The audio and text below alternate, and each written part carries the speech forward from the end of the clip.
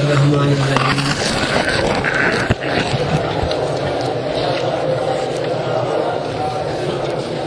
ومہما، اور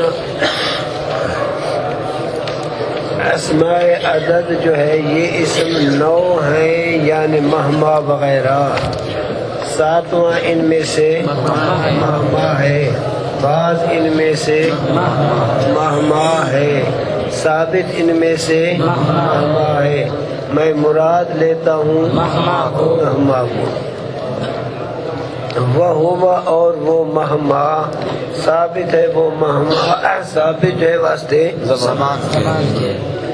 مثال اس مہما کی جیسے مہما تذہب اذہب، مہما تذہب، جس وقت تو جائے گا میں بھی جاؤں گا. یعنی اگر تو جائے گا آج کے دن تو میں بھی جاؤں گا آج کے دن. اگر تو جائے گا کل تو میں بھی جاؤں گا کل. یہ اسماء نو ہیں، یعنی ہے اسماء وغیرہ. آٹھواں ان میں سے اسماء ہے، اور ثامنھا، آٹھواں ان میں سے ہے. بعض ان میں سے ہے، ثابت ان میں سے میں مراد لیتا ہوں. وَهُوَ لِلْمَكَانِ، اور وہ ہے سما ثابت ہے، وہ ہے سما ثابت جو ہے واسطے مکان کے. مثال اس ہے سما کی جیسے ہے سما تقعد اقعد، جس جگہ تو بیٹھے گا میں بھی بیٹھوں گا، جس جگہ تو بیٹھے گا میں بھی بیٹھوں گا. یعنی اگر تو بیٹھے گا بستی میں میں بھی بیٹھوں گا بستی میں. اگر تو بیٹھے گا شہر میں تو میں بیٹھوں گا شہر میں. وَإِذْ مَا وَهُوَ يُسْتَعْمَلُ، اور یہ اسماء نو ہے، یعنی اسماء وغیرہ. اور نواں ان میں سے اسماء ہے، بعض ان میں سے اسماء ہے، ثابت ان میں سے اسماء ہے. میں مراد لیتا ہوں اسماء کو.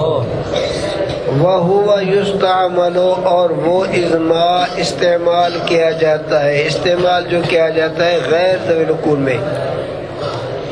مثال اس کی جیسے اسماء تفعل افعل، اگر تو کرے گا میں بھی کروں گا.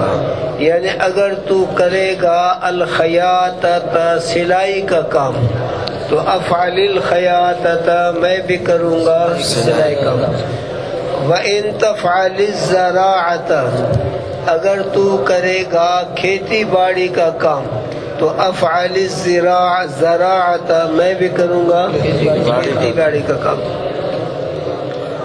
وَإِن كَانَ الْفِعْلُ الثَّانِي، اگر ہو دوسرا فعل. اب یہ کان ہے، ماضی ہے، جب شرط کی جگہ پر آ جائے تو مستقبل کا معنی دے گا. اگر ہو فعل ایسا فعل جو کہ دوسرا ہے مضارع، پہلے کے علاوہ، دون الاول، پہلے کے نہ پہلا، یعنی پہلا نہ بلکہ دوسرا فعل صرف کیا ہے مضارع ہے. پہلا فعل ماضی ہے، دوسرا فعل کیا ہے مضارع. تو فل وجہان فی المضارع، پس دو صورتیں ثابت ہیں، وہ دو صورتیں ثابت جو ہے مضارع میں. مضارع کے اندر کیا ہے دو صورتیں ہیں. ایک ان دو میں سے جزم ہے، دوسرا ان دو میں سے رفع ہے. آئے سمجھ میں؟ مثال اس کی جیسے ازما کتبت اکتب اکتبو، اکتب اکتبو. ازما کتبت اکتب اکتبو، اکتب اکتبو. اب ازما کتبت کا معنی اس وقت تو لکھے گا تو میں بھی لکھوں گا. النوع الثامن، نو ایسا نو جو کہ آٹھواں. اسماء ہیں، ایسی اسماء جو نسب دیتی ہیں وہ اسماء کو، ایسے اسماء جو نکرات ہیں، ایسے اسماء جو کیا ہیں نکرہ ہیں۔ التمجیز، یہ الا جو ہے اس الا کو کہا جاتا ہے الا بنائیہ، الا حرف جارہ ہے، اس الا کو کہا جاتا ہے الا بنائیہ۔ بنائیہ۔ الا بنائیہ جو ہے عام طور پر اس سے جو ماقبل والا حکم ہے اس کا علت بیان ہوتا ہے، اس الا کو کہا جاتا ہے الا بنائیہ جو ہے۔ اچھا، الا بنائیہ سے عام طور پر اس سے جو ماقبل والا حکم ہے، اس کے ماقبل میں جو کیا ہے علت حکم ہے، اس کی علت بیان کی جاتی ہے۔ یعنی ماقبل میں حکم ہے کہ اس میں نکرہ جو ہے ان کو نسب دی جاتی ہے، یہ حکم ہے۔ جی۔ اب اس کی علت کیوں الگ تمجیز ہے؟ نسب جو دی جاتی ہے بنا بر تمجیز کے، اس کو کہا جاتا ہے الا بنائیہ۔ الا بنائیہ۔ الا بنائیہ اس الا کو کہتے ہیں جو عام طور پر اس سے جو ماقبل میں حکم ہے اس حکم کی علت بیان کی جائے۔ اب الگ تمجیز ہے، اس کے ترکیب میں 3 احتمالات ہیں۔ الگ تمجیز کے ترکیب کے اندر بزرگوں نے 3 احتمالات لکھے۔ ایک تو یہ کہ الگ تمجیز کیا ہے، یہ مفعول مطلق ہو۔ الگ تمجیز ہے ظرف مستقر، یہ کیا ہے مفعول مطلق ہو، مفعول مطلق ہو۔ پہلے اس سے محذوف نکالیں گے موصوف نسباً، تو عبارت ہوگی اسماء تنصب الاسماء النکرات نسباً قائنا علی التمجیز، نسباً قائنا علی التمجیز۔ اب معنی یہ کرو گے، نسب دیتی ہے وہ اسماء نکرات کو، ٹھیک ہے، یہ نکرات تک ہو گیا ترجمہ۔ نسب دینا، یہ نسب کا معنی، نسب دینا، ایسا نسب دینا، موصوف صفت ہو، نسباً قائلاً کا معنی، نسباً کا معنی کرو گے نسب دینا، ایسا نسب دینا کہ ہونے والا ہے وہ نسب دینا۔ ہونے والا ہے کس کا ترجمہ؟ قائل۔ وہ نسب دینا، اس کے اندر جو ہوا ضمیر ہے، وہ نسب دینا، ایسے میں اچھا نسب جو دینا اوپر تمجیز کے، نسب جو دینا اوپر تمجیز کے، یہ کس کا ترجمہ؟ الگ تمجیز کا۔ اس میں نسب جو نسب دینا ہونے والا ہے وہ نسب دینا اوپر تمجیز کے، پہلے ترجمہ غلط کیا میں نے، ہونے والا ہے وہ یہ قائناً علی تمجیز، متعلق اور متعلق کو ملانے کا ترجمہ۔ پھر سمجھو بھئی، یہ الا بنائیہ ہے، الا بنائیہ میں ترکیبی احتمال 4-5 بزرگ لکھتے ہیں، جیسے کہ شرمیت والے نے بھی لکھا ہے۔ ایک تو اس کو تنصبوں کے لیے بناؤ مفعول مطلق۔ اب مفعول مطلق بنانے کے لیے محذوف نکالنا پڑے گا نسباً قائلاً علی التمجیز۔ اب نسباً کا ترجمہ کرو گے نسب دینا، ایسا نسب دینا کہ ہونے والا ہے وہ نسب دینا، ہونے والا جو ہے بنا بر تمجیز کے، ہونے والا جو ہے بنا بر تمجیز کے کہو یا اوپر تمجیز کے کہو، ایک ہی چیز ہے۔ اب یہ جار مجرور کا تعلق الگ تمجیز جار مجرور ہے، اس کا تعلق قائناً کے ساتھ، پھر قائناً صفت بنے گا موصوف محذوف نسباً کے لیے، پھر نسباً جو ہے وہ تنصبوں کے لیے مفعول مطلق بنے گا۔ ایک صورت یہ ہے۔ دوسری صورت یہ ہے کہ یہ الا جو ہے الا کو بمانے لام کے کر دو، الا کو بمانے کس کے کر دو؟ لام کے۔ اب تنصب الاسماء النکرات کا ترجمہ کرو گے، نصب دیتی ہے وہ اسماء کو، ایسے اسماء جو نکرات ہیں، نصب جو دینا واسطے تمجیز کے، وہ الگ تمجیز الا بمانے لت تمجیز ہوگا، جار مجرور متعلق تنصب کے، اس کا تعلق متعلق ان کا کون ہے؟ تنصب۔ نصب جو دینا واسطے تمجیز کے، نصب جو دینا واسطے تمجیز کے، اس صورت میں الا بمانے لام کے ہوگا۔ اتنی بات آئی ذہن میں؟ اچھا، اور تیسری صورت یہ ہے کہ الگ تمجیز کو ظرف مستقر حال بناؤ۔ کیا بناؤ؟ حال بناؤ۔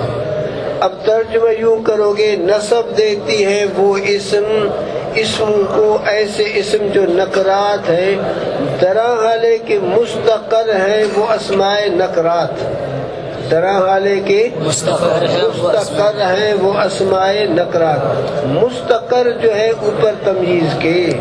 اس صورت میں عبارت ہوگی تنصب الاسماء النکرات مستقرا علی التمجیز، اسماء النکرات کو بناؤ ذوالحال، ایسے اسماء نکرات درا حالے کے مستقر ہے، درا حالے کے مستقر ہے وہ اسماء نکرات، مستقر جو ہے اوپر تمجیز کے۔ وہی اربعۃ، اور یہ اسماء نکرات جو ہے یہ کتنے ہیں؟ چار ہیں۔ یہ اسماء جو اسماء نکرات کو نصب دیتی ہے یہ کیا ہے؟ چار ہیں۔ پہلا لفظ عشرہ کا یا عشرون یا ثلاثون یا اربعون یا خمسون یا ستون یا سبعون یا ثمانون یا تسعون، اذا رکب،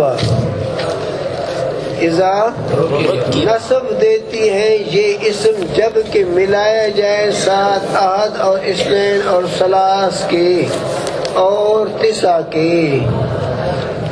پھر سمجھے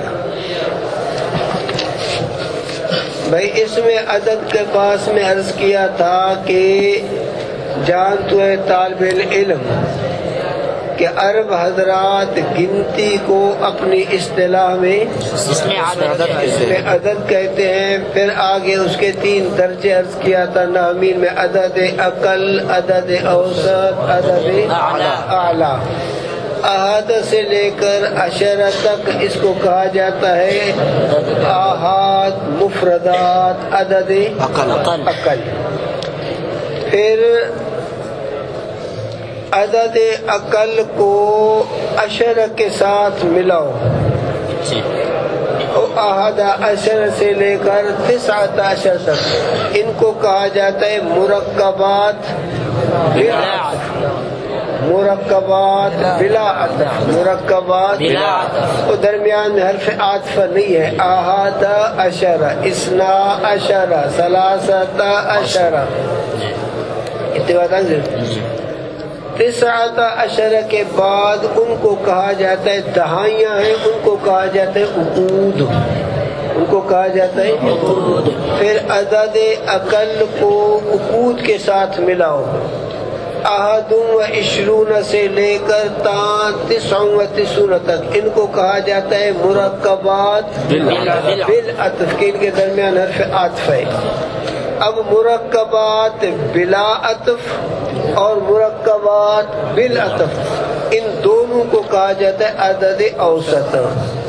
مئت، پھر مئت سے آگے ما لا نہایہ، جس کی کوئی انتہا نہیں، ان کو کہا جاتا ہے عدد اعلیٰ۔ اتنی بات ہو گئی تھی۔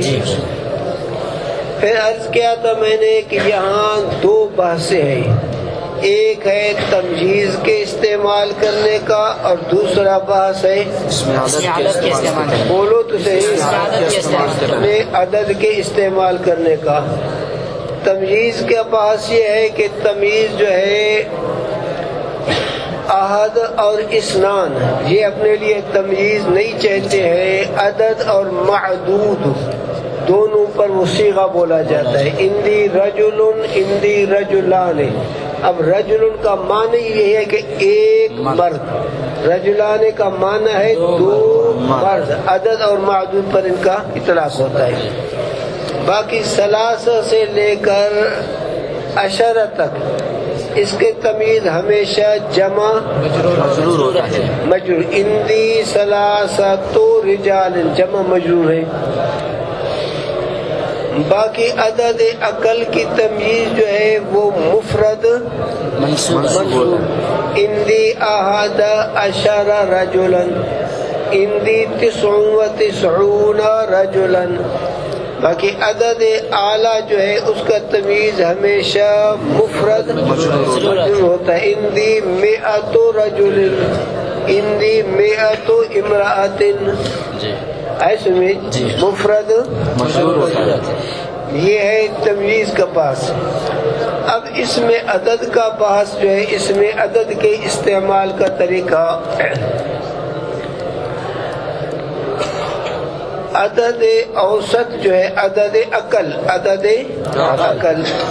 عدد عقل ہمیشہ ثلاثہ سے لے کر عشرہ تک اس کا استعمال عقل کے خلاف آتا ہے.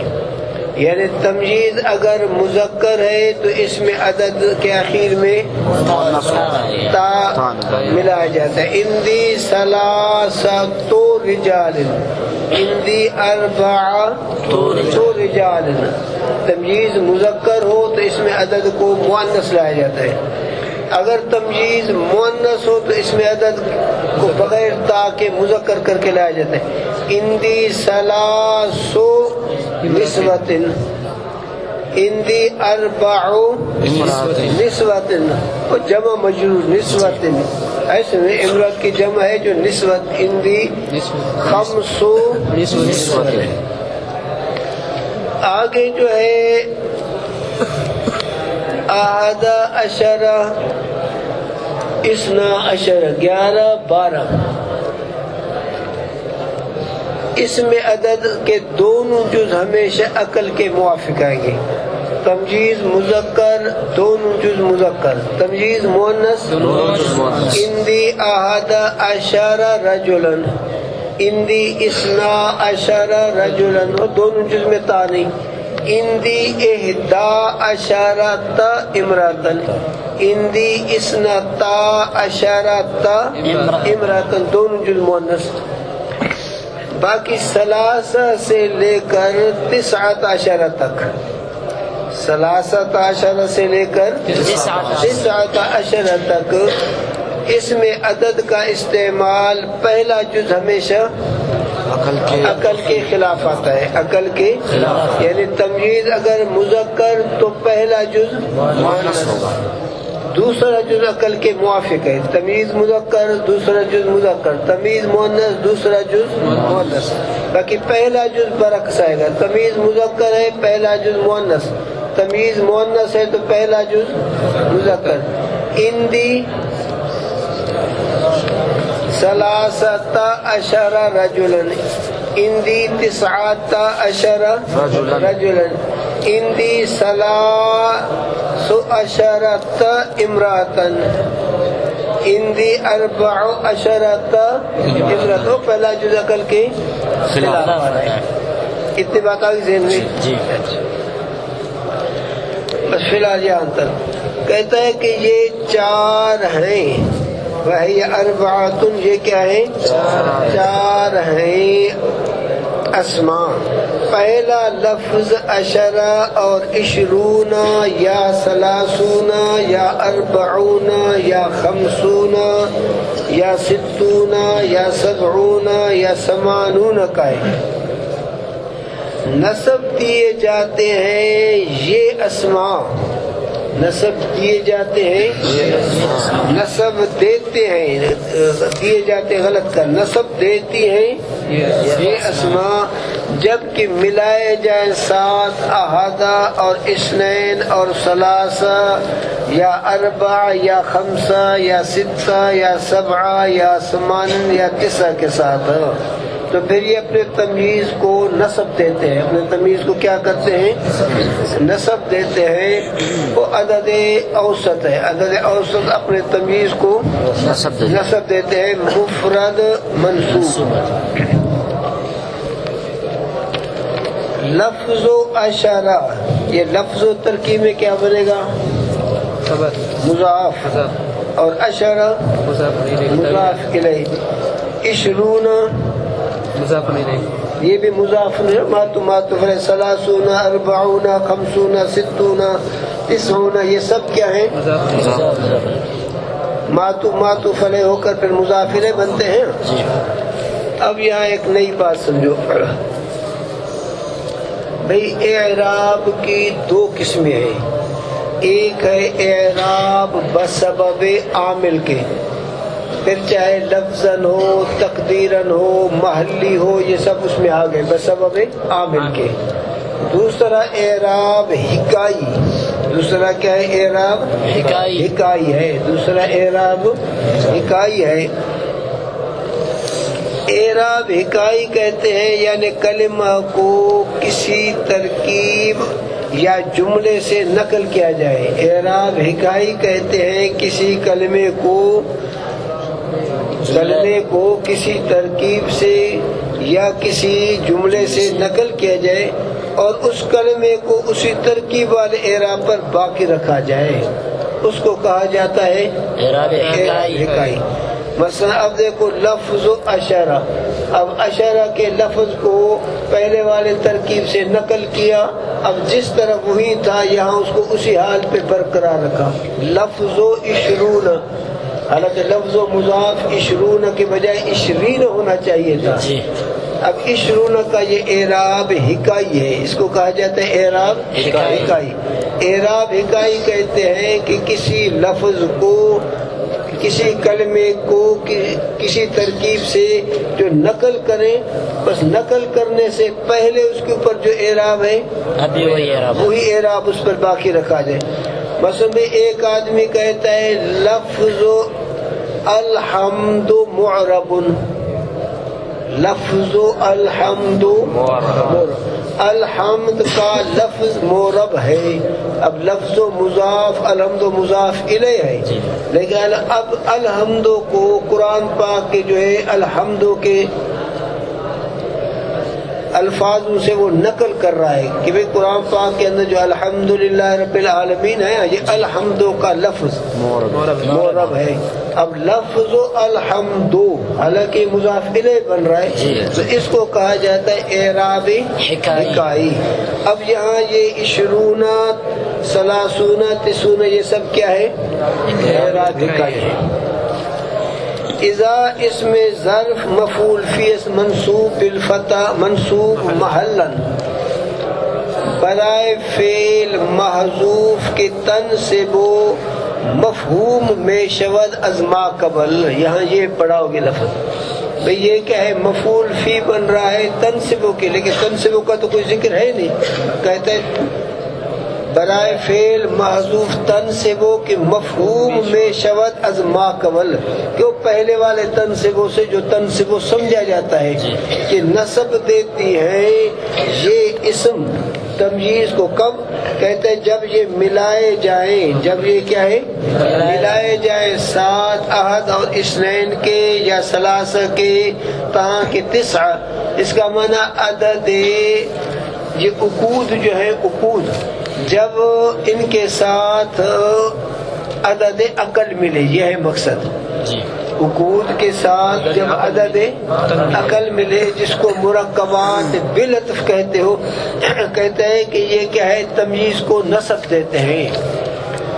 اس میں نصب دیتی ہے یہ اسماء تمییز کو. کب؟ اذا رکبا، جبکہ ملایا جائے، ملایا جو جائے سات احد کے یا اثنین کے یا ثلاثہ کے یا اربع یا خمسہ یا ستہ کے یا سبعہ یا ثمان یا تسعہ کے.